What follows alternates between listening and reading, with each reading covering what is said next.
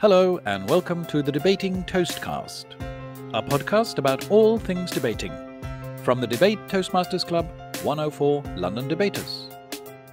Hello, and in this podcast I am very happy to say I am joined by my fellow debater, a former president of 104 London Debaters and a debate coach par excellence. I am talking about Lo Luong Lo. Welcome to the podcast, Lo.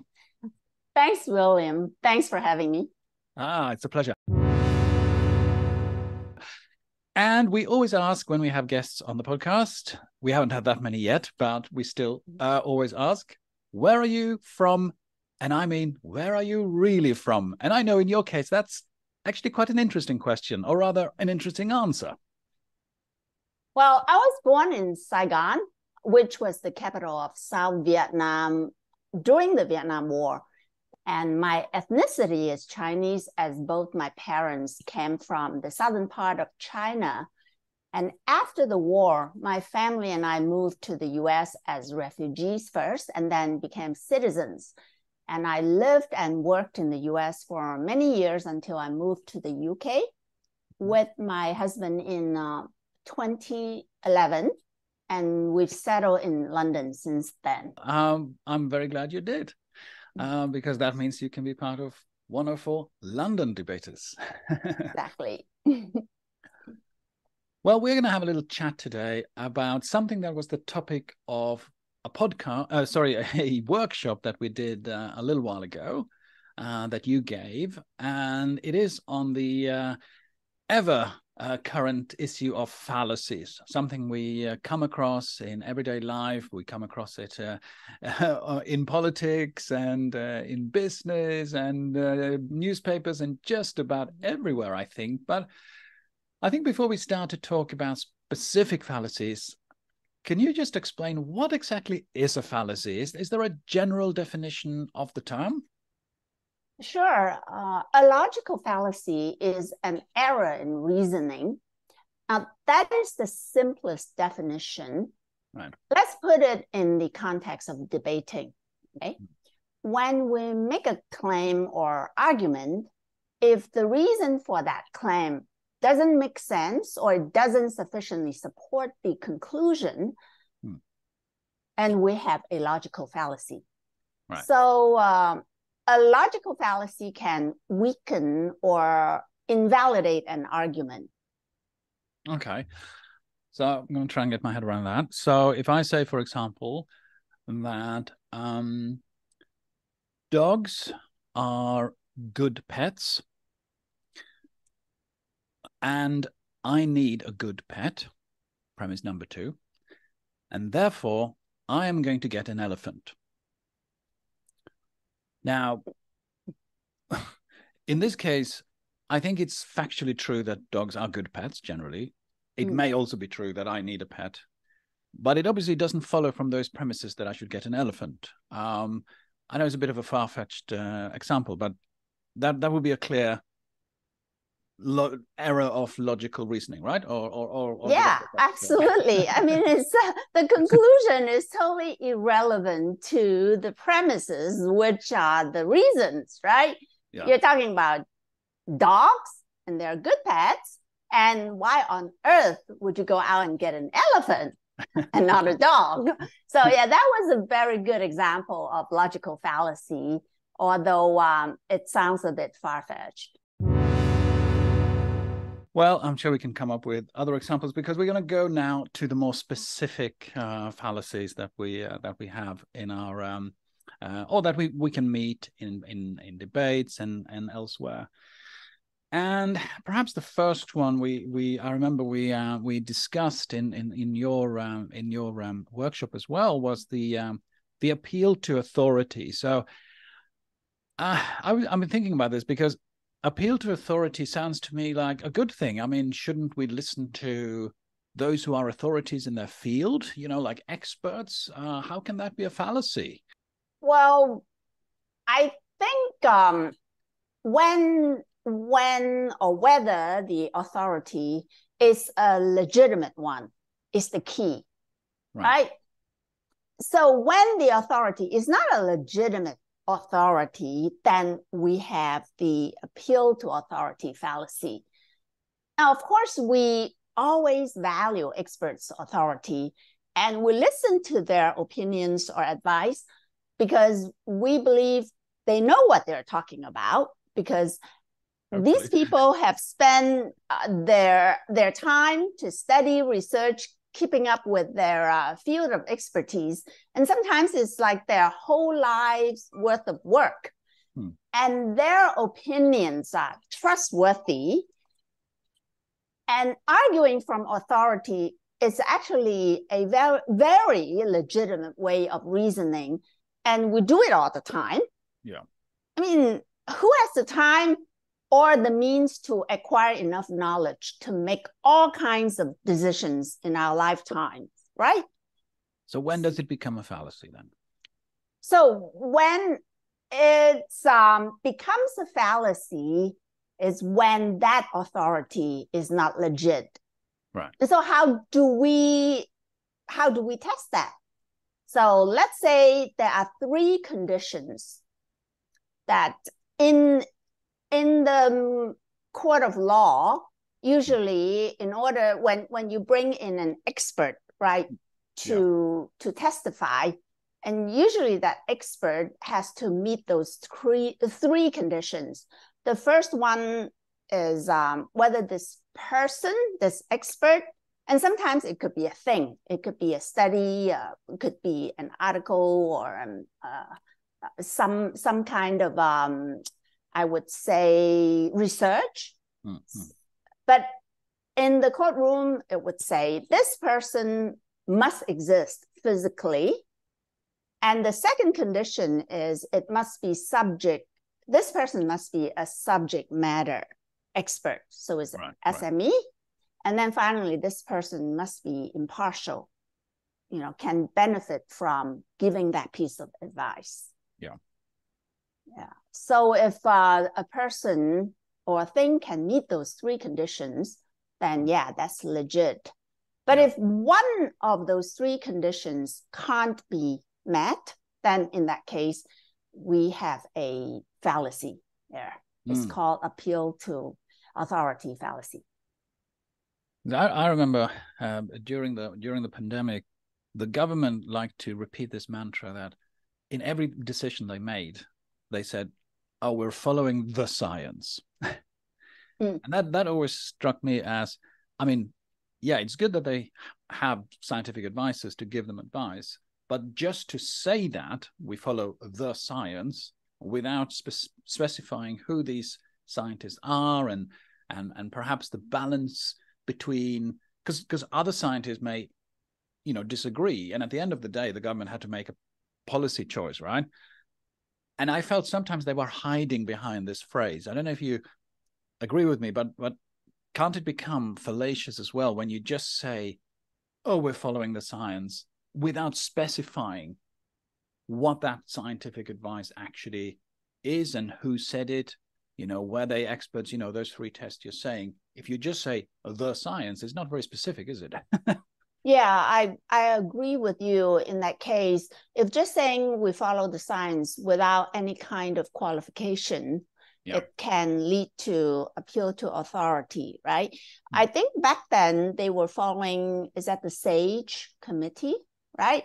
And if they, actually the government was quite clever, bringing a couple of the experts on TV. If you remember, like every afternoon, that's kind of telling the public that these are the experts, they actually exist, right? And we have the SAGE, we have the SAGE community or that group to make consensus decisions. And I think the government should tell people that this is a consensus. Now, a consensus doesn't mean that 100% of the committee members are voting for it, but at least there's a general consensus. You have the majority of the people think this is a good approach and we should go with it. So if the government specify all these criteria behind in front of everyone, then we would have a lot more, I would say, trust in their decisions. No, I think that's pretty clear. And if for example, okay, so just one more point on that, because you said it needs to be a subject matter expert. So sometimes we have people who are intellectuals, they may be experts, I don't know, in archaeology or literature, which was my field of study. And then they will talk about things such as tax policy. Now, if they so do, and you say Professor so-and-so said it, that's not really legitimate authority, is it? No, it has to be in the subject that is relevant to that argument or that policy is going to be implemented. Yeah. So relevancy is very important in this case. Okay, good. Okay, so it must be something that exists in the real world, a real person, or at least a study. It must be someone who is an actual expert in that field. And the last one, it must be impartial. So not someone who's paid to say it, basically. Exactly, yeah. Okay. That's important. Now, let's look at the next one, which is an appeal to emotion. Now, we all have emotions. And obviously, when you do public speaking, you are told that you should say something that will engage people's emotions. So at what point then does that become a fallacy? You know, I mean, for sure, you must use emotions in your speeches. Otherwise, you just sound like a robot, right? So at what point does that become fallacious, would you say? Well, I think the show of passion, enthusiasm, empathy, anger, or any kind of genuine emotions when we speak or when we debate, right, can excite the crowd or rile them up, bring them over to our side. And it's a good thing. It's a highly effective tool to persuade people. But when we use emotions instead of logic and evidence, not with logic and evidence, but instead of logic and evidence, to manipulate the recipient's feeling to win the argument, then it becomes a logical fallacy. Like emotions such as sympathy, fear, excitement, or even indignance are very often used by politicians, should I say, or advertisers, activists and people like that, to manipulate people's feeling to come over to their side. I was thinking of a phrase that you often hear politicians use, and this is politicians of all hues, so it's not a party political point. And that is the phrase, hard-working families up and down this country. Have you heard this phrase before? Oh, yeah.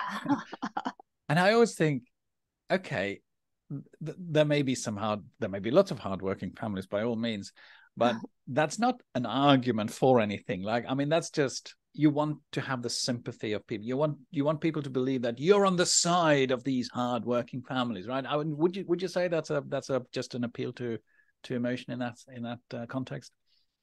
Well, if they use that term, and sometimes they always use these terms that are either exaggerated or emotive terms, right? To create some sort of a strong feeling. It's nothing really wrong with it, but if they don't use it to go along with some sort of reasoning behind it, or if you have evidence to show that those type of hardworking people, they actually are hardworking people because of and you have a reason, you have evidence, then that's fine. But if they just use it to create strong feelings so that people would be persuaded by your speech, then I would say that's a fallacy. Yeah, okay. Okay, so we can use feelings, we can use emotions, but not as a replacement for a substantive argument. That's the essence of it, if I understood it correctly. Yeah, yeah.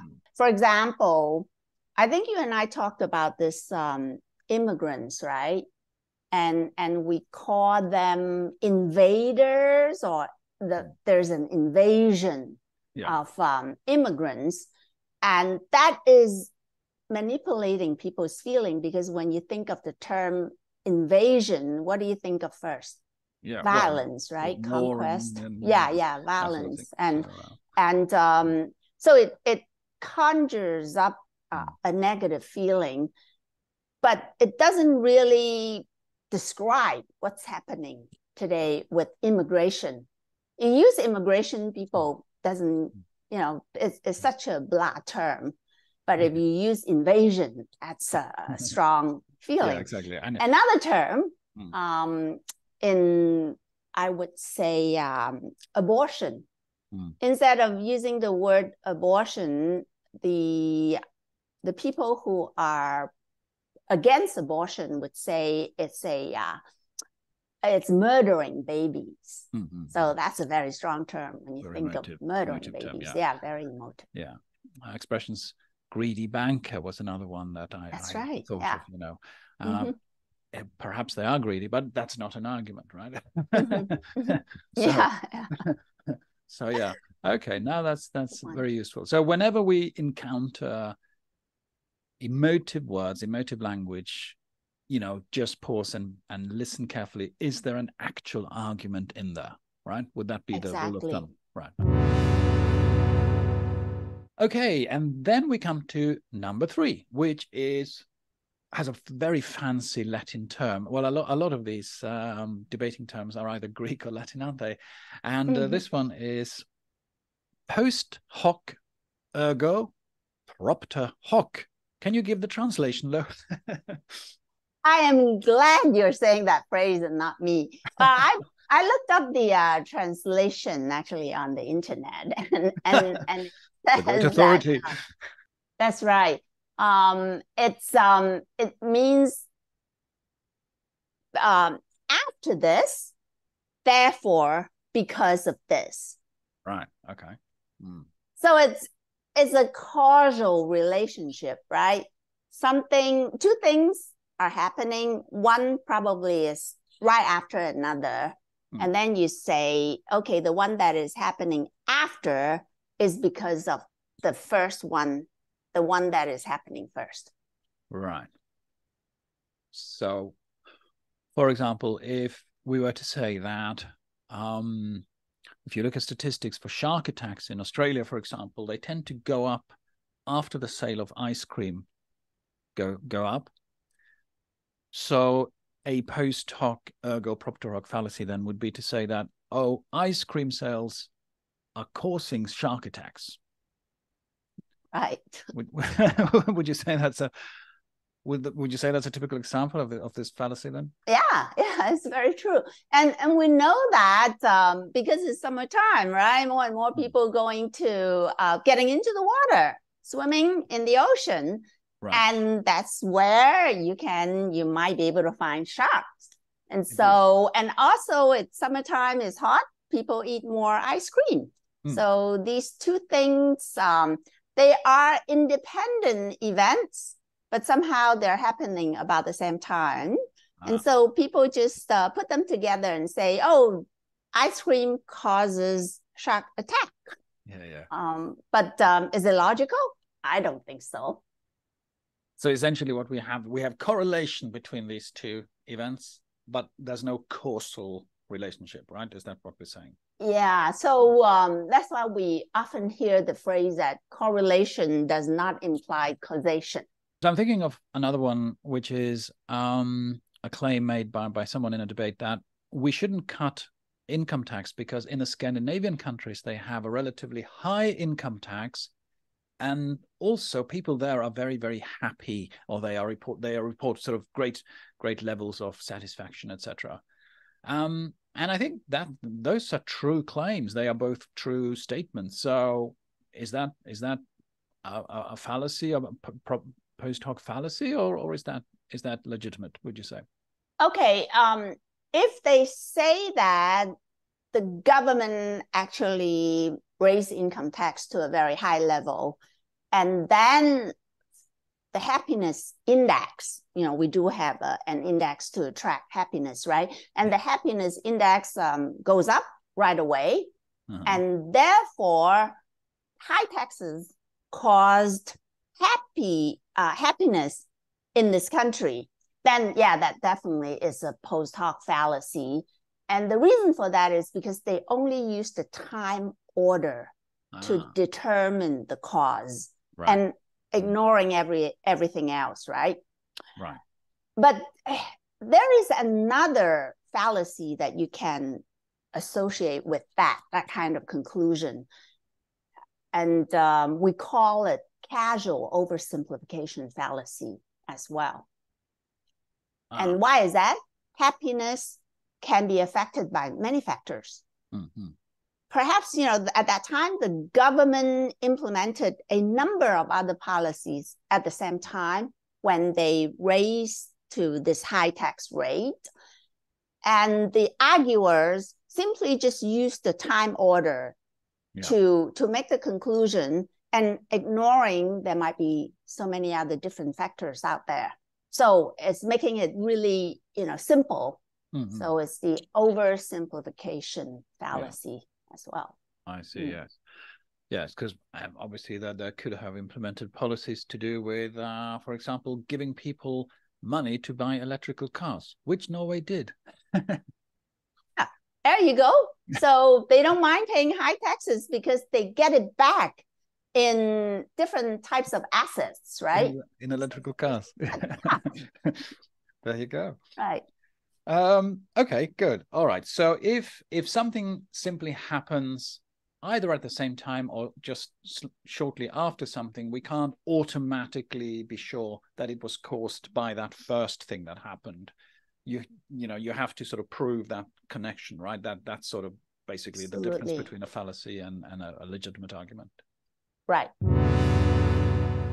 Okay, and then the final one we are going to look at today is called the slippery slope. And we often hear about the slippery slope, and sometimes, of course, the slippery slope isn't a fallacy. And I am very interested in finding out exactly when it becomes a fallacy. And I'm thinking about it because I was actually listening to an interview just the other day of someone talking about a sister dying. And they said that in previous debates, they've often been accused of coming up with a slippery slope argument as a fallacy. But they said we see now in Holland, for example, that they are expanding this service, shall we say, to people who are perfectly healthy physically, but perhaps have a mental illness. And apparently Canada is also rolling out a policy now where if you have a mental illness, you can apply to have assisted dying. And he said that this is proof actually that, once you accept the principle that the state should help you to die, it may expand and it will sort of include more and more categories of conditions, shall we say, that will qualify you for that service. So he said that in this case, it isn't a fallacy, it is actually a reality. And I thought, well, yeah, I mean, that's quite a good point. And so I thought I'll bring that into the discussion because I am keen to find out when does it become a fallacy, when is it sort of okay to say it, or, how can we use it and it's not a fallacy, and when is it a fallacy? Yeah, I think we have to look at the probability of that, whatever the prediction is going to happen or not. Right. Okay.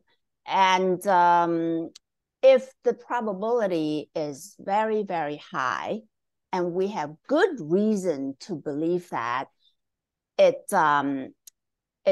will happen, and it's very high probability that it will, then also, it's even better if we can collect some proofs or some evidence from other countries who have already legalized assisted suicide, and see whether it can prove the prediction is going to come true.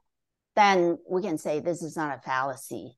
But if the prediction, the probability of the prediction happening is really small, and we can't find any proofs out there, then is there any good reason for us to believe that is going to happen? I mean, logically, no, right? And that would be considered as a logical fallacy. So first of all, is we really have to look at the definition of this slippery slope fallacy. Yeah. The definition of a slippery slope claims that one event or an action or decision will inevitably lead to a chain of events or actions. Right. Even though there is no proof that this chain or event will definitely happen or has high probability that it will happen. Right. Then that is a slippery slope fallacy. So the when is really depends on the probability, how much we believe that is going to happen. So I'm just thinking, I'm picking up a word that you said, that whether something definitely will happen. So I'm thinking, okay, so would you say then it can be legitimate to talk about a slippery slope if what you are saying is that there may be a risk of something escalating or something, following on from this decision, that if we make this decision, we are increasing the risk of something happening rather than saying it will definitely happen. Would that sort of make it better? I guess is my question. A lot of times it will happen is a very, very strong word, right? And in most of the decisions in our lives, we don't decide on this because we know this is going to happen for sure, 100%. Right. No, I would say 99% of our decisions is based on we think it will happen, high probability, and therefore we go with this decision. Yeah. So yeah, when you say it will happen, it's a little bit too strong, but it will make that probability much higher than that is not a, I wouldn't say it's a fallacy in that case. Okay. So if we apply that now to the debate about assisted dying, if someone comes along and they say that, oh, if we give the terminally ill the right to assisted dying, inevitably what will follow is that in a little while, we are going to be giving this access to people with mental illness. If they say that will happen, then we should be suspicious. That's a fallacious way. Absolutely, yeah. But if they say, if we allow assisted dying to the terminally ill, we may be increasing the risk that in time we may accept this service also to be given to the mentally ill, as have happened in Holland and in Canada, then we can say, okay, that's legitimate, or that's it.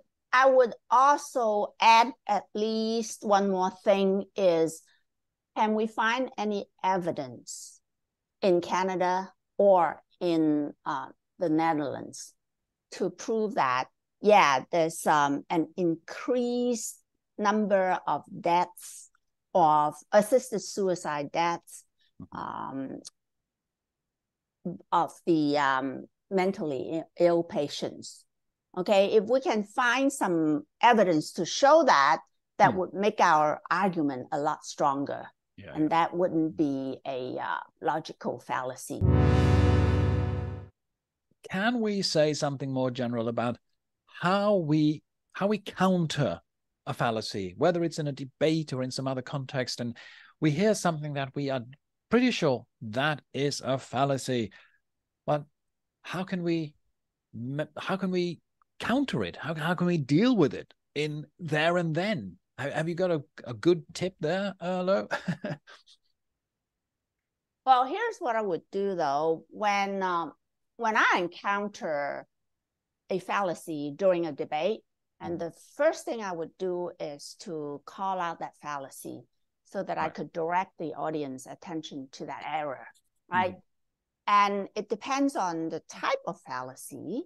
and we can point out whether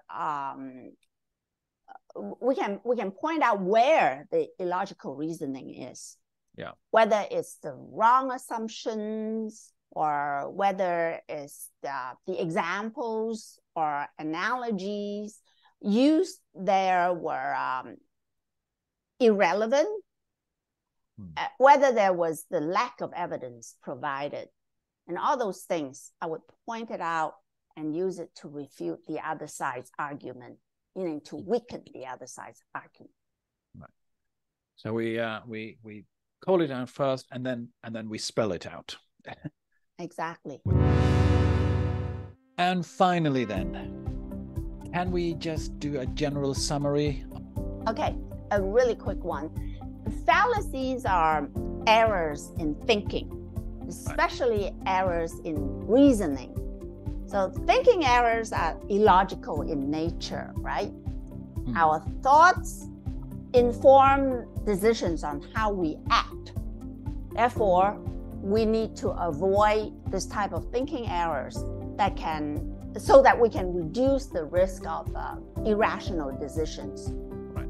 So to avoid them, we need to apply our critical thinking skills to make sure that we have good reasons for our beliefs. Keeping guard on fallacies can really help us see the world with greater clarity, get closer to the truth, and enable us to make the right decisions on things that really matter to us.